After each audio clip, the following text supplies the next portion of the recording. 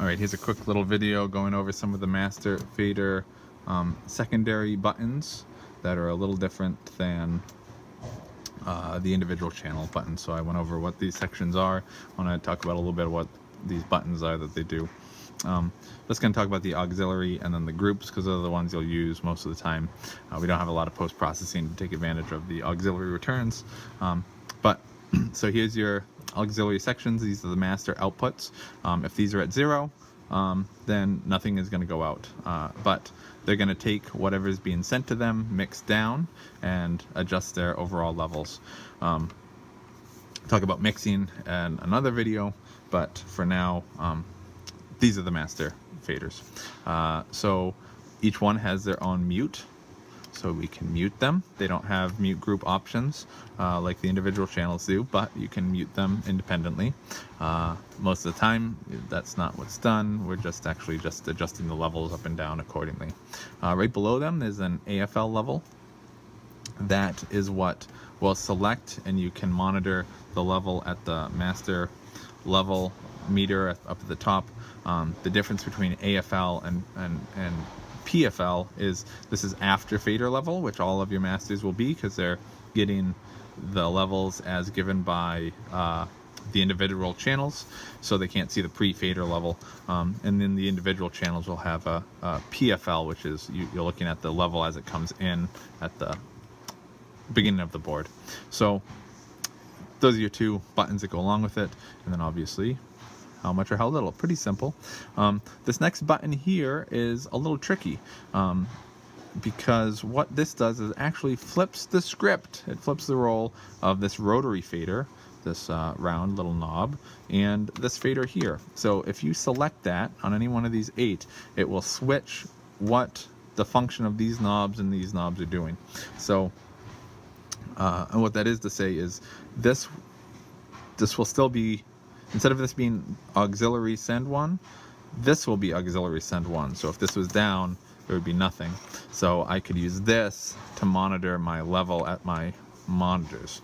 I could take advantage of the preview light here to see what my levels going to those monitors are, etc., etc. So it changes the role of what these faders are doing. My AFL becomes, this, if this was down, now this level is going to be my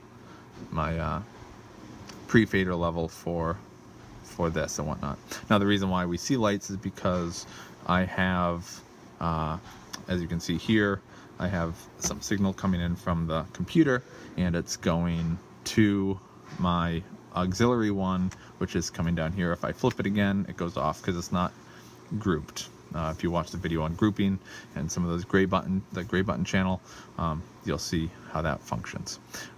So what that does is it just kind of reverses it. Stylistically, how you'd prefer to use them is what would dictate that. In the other video, I'll go over grouping a little bit. These here obviously have a left-right component. So because you can send it as a mono mix right to the mains, you can pan it left and right, or if it was just a mono out on its own, you'd be able to attenuate each one of those unbalanced portions of the line. But regardless, this is what determines if it's going to the house mix or if it's just being sent out to a recording device or other capture device. And then obviously your fader. So those are the two sections. Well, also then there's over here's our main house mix, left and right channel. This is what the primary board going to front of house is. This up and down, what the faders are. We discussed that here's our solo level. So solo is also the same as AFL and PFL. So our solo knob, that's sometimes what some boards, instead of this AFL and PFL, sometimes it'll actually just say solo on it. What that means is you're soloing, you're looking at just that channel or send or group level. and you can do them together. You can do one at a time. You can do them together. In this case, you know, if I was listening to this, then, you know, so if I flip this, we can see, oh, the song just stopped, but if I flip this, we can see I have signal here. I can solo it. Now I'm looking at that level.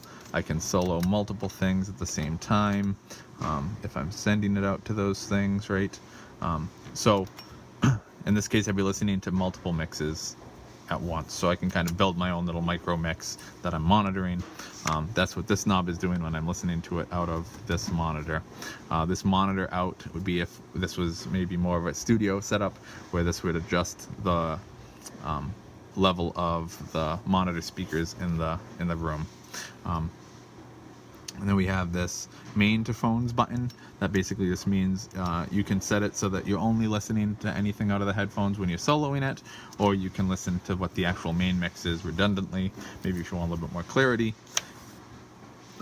This is if you wanted to send, again, this monitor output only to the headphones for a minute for purposes, how much or how little of that you'd be getting. And then this is just how much is being sent to the headphones. Actually, no, I'm wrong. This is if you're soloing, you can send the solo also to the monitor independently, how much goes to that. So this is your monitor. This is your solo level going to the monitor. This is your solo level going to the phones. And that's a selection for that. If that follows, I don't know if that's clear. So to cover that again, this is your solo section, things. This is your master level for what is being soloed. This is whether or not the main mix, this level, is going to be monitored as a soloed input on its own. This is how much of this, what's selected with these two, this level and whatnot, is going to your monitors if you had a monitor set up from the board. And this is how much of that is going to the headphones. How much of this is going to the headphones. So that is a quick overview of the master section.